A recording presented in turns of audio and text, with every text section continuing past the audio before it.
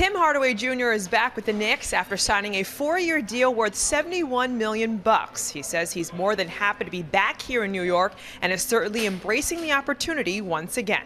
I'm just happy to be back in a Knicks jersey, be back with a different type of group of people, but we're all in this together, and I'm just ready for the challenge and ready for the opportunity. To be honest, the last place I expected, but I wouldn't want to be anywhere else.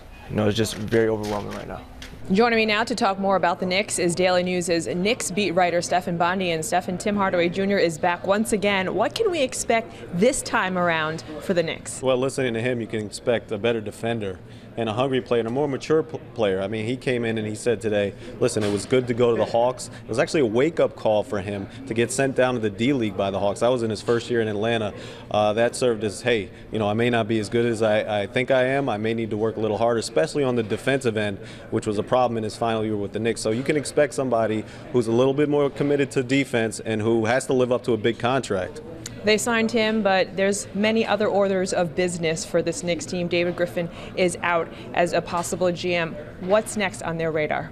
Well, that's a good question. I mean, right now Steve Mills is running the show, and he seemed, based on what happened with Dave Griffin, Steve Mills is going to have the final say, or at least he wants to keep his core in place. He wants to have a say in basketball decisions.